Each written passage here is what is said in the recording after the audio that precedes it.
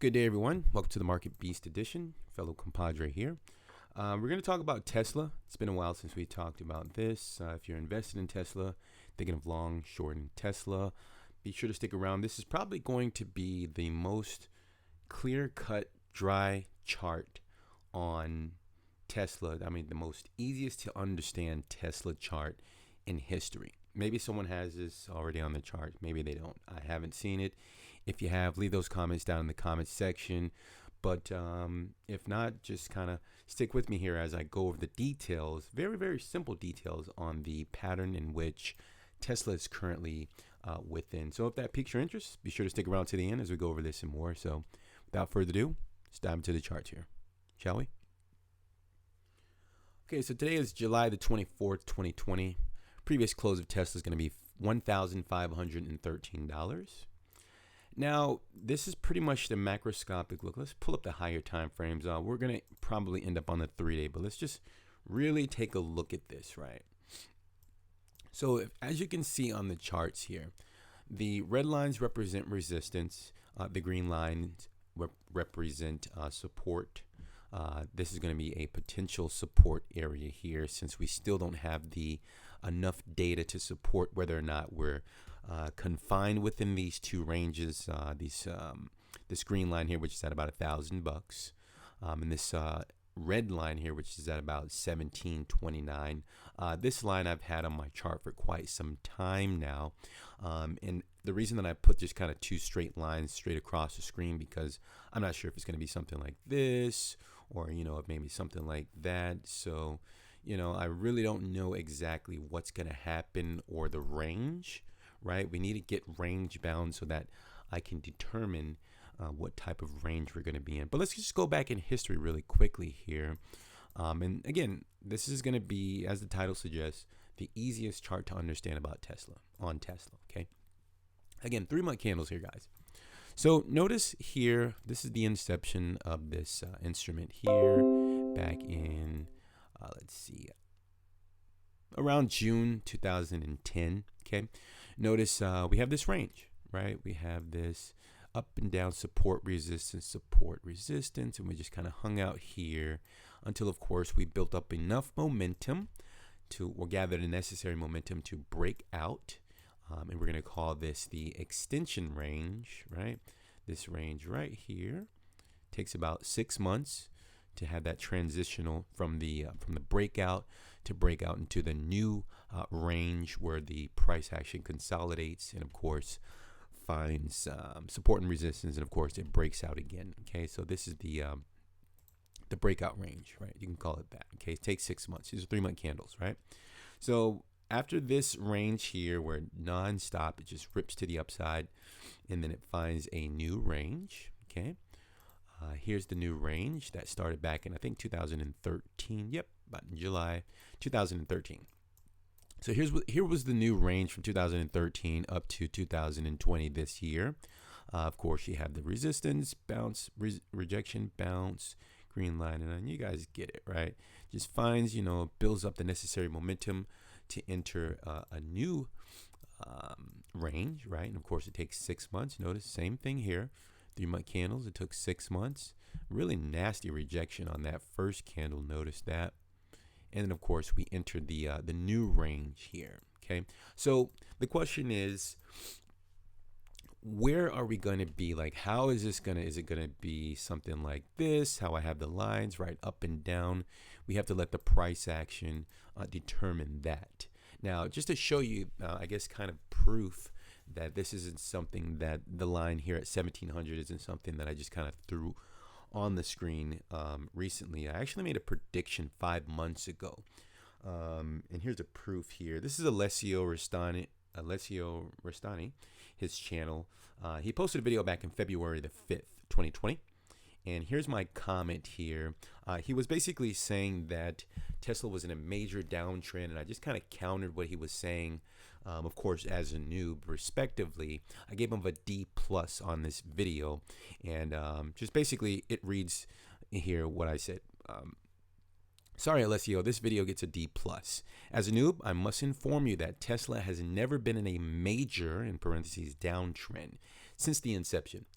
The retracements slash corrections within the uptrend have lasted on average between 9 to 18 months. Tesla has been making higher lows and consolidating within an ascending broadening wedge pattern. And that of course, is right here, which is what I was referring to when I was saying the ascending broadening wedge. This is textbook.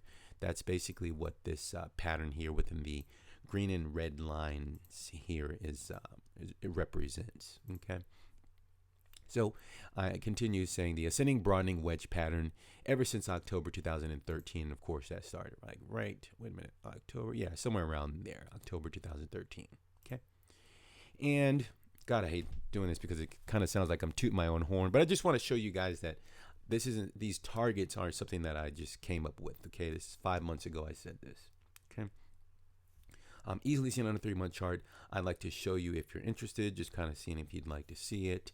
The bottom line is Tesla will need to prove its strength in this 3 months close candle, meaning it's imperative that it holds most, if not all, of the recent gains to sustain this move, or else, basically, doo-doo, right? It's going to dump off. In closing, Tesla still may have more room to fly. 1.1K to 1700 target range, technical data suggesting. I think I got a pretty much a bullish target by measuring something. I forget exactly how I got it, right? Potential bearish target 374. Tesla currently at 859. Okay, so let's just go back in history really quickly just to see when I made that. Let's see, it was February the 5th. So just go back there, pull up the 3-day candles and see where we're at. Okay. Whoops. So let's see, February. I guess I should have pulled up the daily, but this should be fine here. Okay, so February the 17th is somewhere around here. Okay, so February 14th, February. So somewhere, here's where I made the prediction that the bearish target would be 374. And of course, the bullish target is between 11 up to 1700. Okay, so the prediction here is in green. And actually, if you notice, on March the 17th, the low on this candle, 3-day candle, was about $350. And the looks like the so it's basically 374 was somewhere around about right there on that wick. So yeah, so 379. So right there on that wick is where it actually came down to, surprisingly. And not only did it come down to that wick, that I predict my bearish target was right within that wick, it actually went all the way up to 17.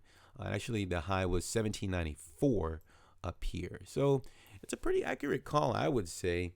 But again, enough about that, I guess, toot my own horn. But I just wanted to point that out to you guys, that this is something that I was anticipating just because of my pure understanding of candlestick patterns. Okay. By the way, go check out Alessio Restagno's channel. Really nice guy. I really like looking at his videos and getting a lot of information there. Okay.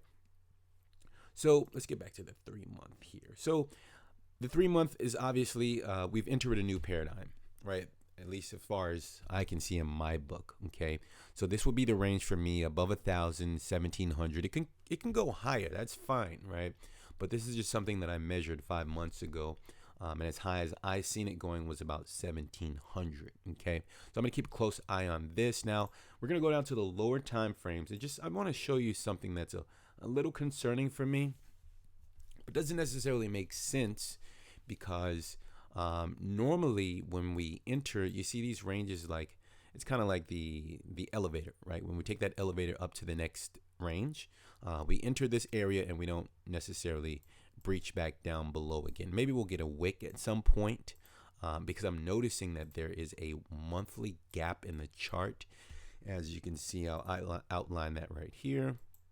That's going to be at about 836 up to about 853. Now, this is pretty significant because on a monthly's gap, the last time Tesla made a monthly's gap, it actually got filled the following month. Let me just show that to you here very quickly. As you can see, you're going to kind of, I guess let's do this. Right. So Notice on this side here on the chart. I wish I could like play it, but we're not gonna do that right now. Notice on February 2020.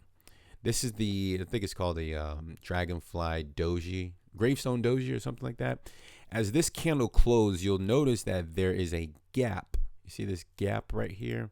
You identify gaps by the candle's body. There shouldn't be any like wicks. You see this wick here? There shouldn't be a wick. So this is considered a gap, at least to me in my book, okay?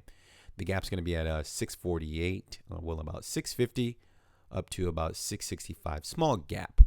And notice the very next month, that gap got filled, okay, with the candle's body, as you can see here, illustrated in the month of March, okay. Beautiful filling of that gap the next month, okay.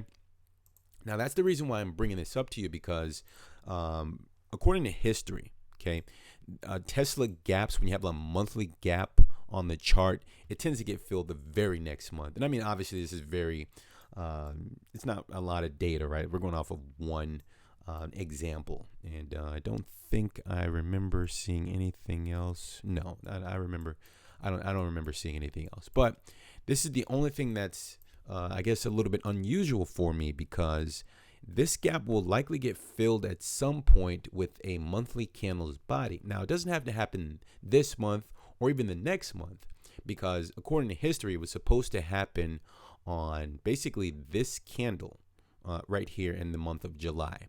So we still have some time before the close. Looks like we had about 7 days.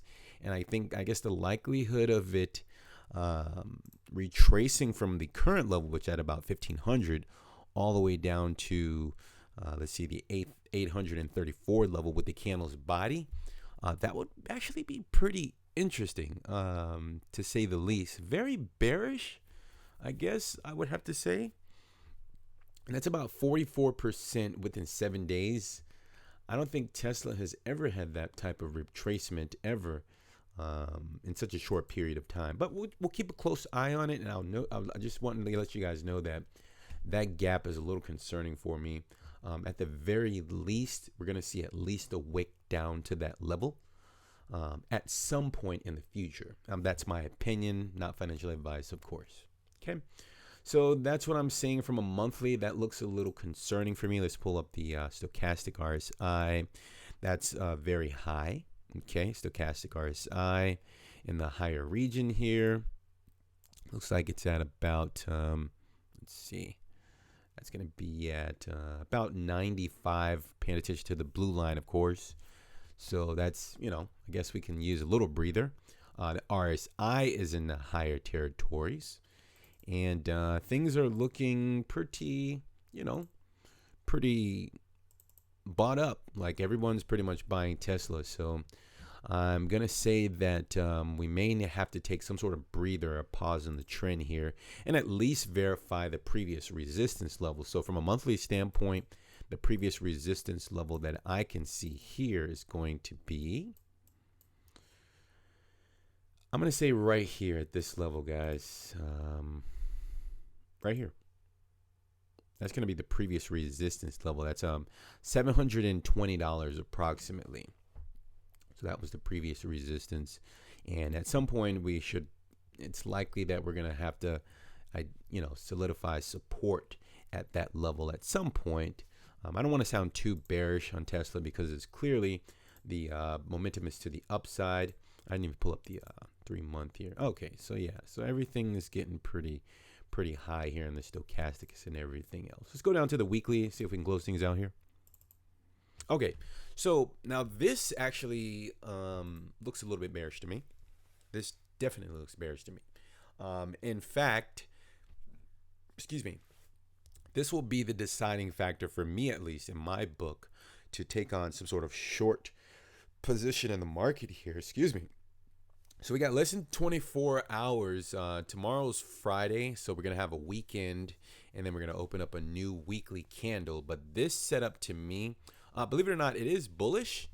It's bullish long-term, but short-term, it seems as if we may need to take a breather. So I've noticed whenever I see this type of formation, especially on the higher time frames, it's bullish in the sense that the sell orders are clear within this range. God, I feel like I sound weird when I say stuff like that because people don't truly understand what I mean when I say that. So the sell orders are clear between, let's see, 1485 all the way up to 1685. This is just my way of understanding candlestick patterns, guys. So it's basically clear. We don't have to worry about finding any resistance potentially in the future when we return back to these levels. Of course, after a small or major correction, I'm not sure how severe the correction will be, but from a weekly standpoint, the previous resistance level was at about $1,000. Okay, so I'll be paying close attention to that. And let's see. So I basically for Tesla, I'm gonna focus more on the weekly candles because I've noticed that the 3-day candles tend to get me in some trouble trying to predict the market direction from the 3 days perspective. So I'll be paying more close attention to the weekly. And notice there's a small gap here on the weekly as well. It doesn't mean it has to get filled anytime soon, but it's likely at some point it will get filled. Now let's use this for an example here. Notice, let's go back in history. Let's erase these lines. Okay, so notice here on this February the 3rd, the week thereof, notice we have a huge rejection candle here, right? So this is a reversal candle. Obviously, it's buying interest, but it's a huge rejection candle, and this represents that there is a substantial amount of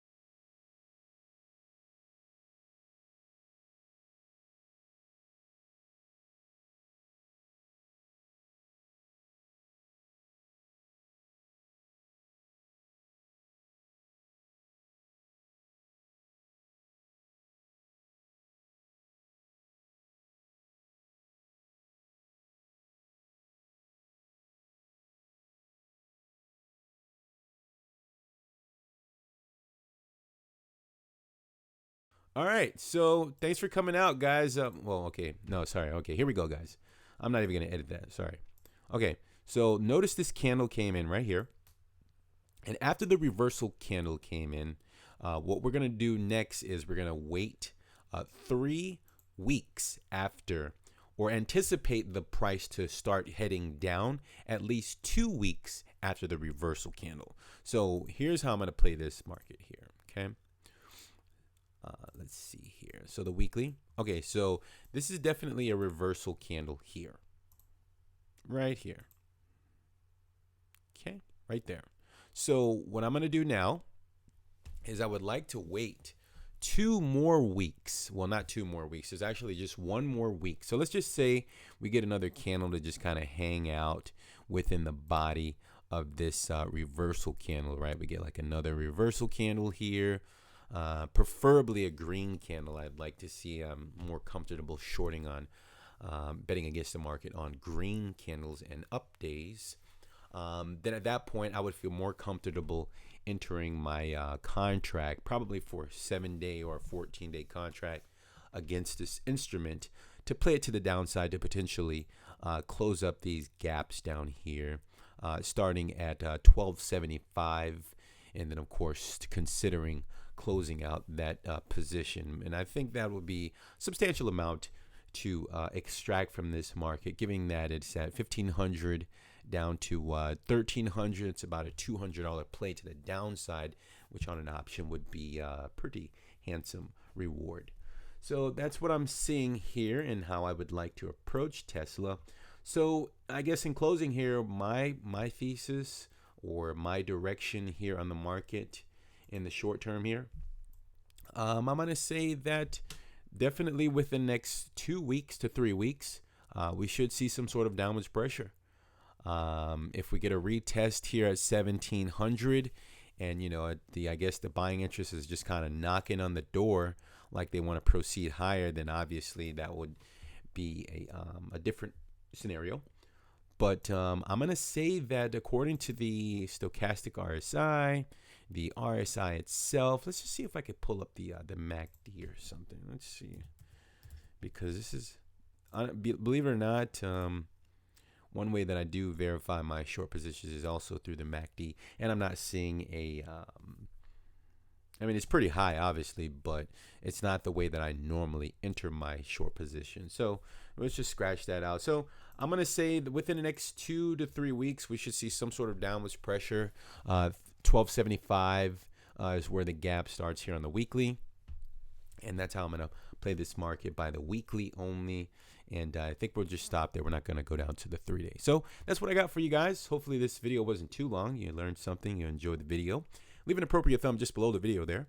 It's Napoleon Macro. I'm going to go ahead and sign off. Thanks for tuning in, guys. Appreciate your support on the channel, your patience. And I will catch you in the next video. Take care. Good day.